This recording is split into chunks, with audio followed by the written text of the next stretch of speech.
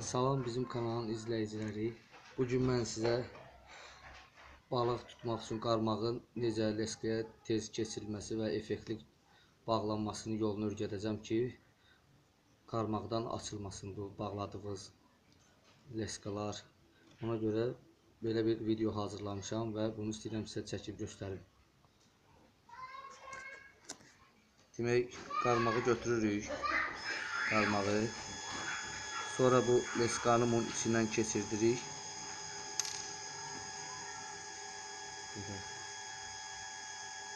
Keçirdirik bunun içindən. Belə bu halda olur.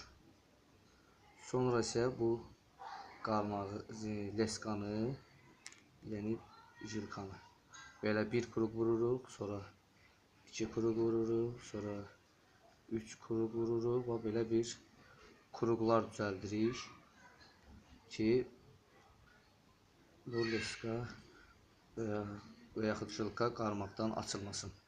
Ən effektiv və ən asan yolunu göstərirəm sizə. Belə fırlatdıqdan sonra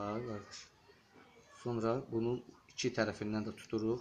Bu arxa tərəf ki var, bu qarmağa yaxın, bu hissəni tuturuq və bu hissədən dartmağa başlayırıq. Dartdıqda belə bir bağlanır və belə qəşəng, gözəl bir düyün əmələ gəlir.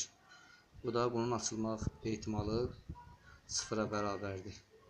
Yəni ən asan və ən effektiv şəkildə qarmağın leskaya bağlanma qaydasıdır. Və burada qalan belə xırda 2 yer var. Bunu da buradan kəsirik. Vəssalam, bizim qarmaq demək olar ki hazırdır. Beləliklə də bütün bu balıq tutanlarımızı zadı hamısını belə bağlamışıq qarmaqlarını. 2 qarmaq, 3 qarmaq.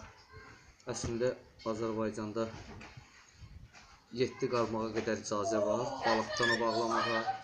Yəni ondan artığına icazə yoxdur. Hətta torna tutmağa da belə icazə yoxdur. Yəni bugünkü videomuzda bu qədər. Balıqçı dostlarımıza da buradan salamlar.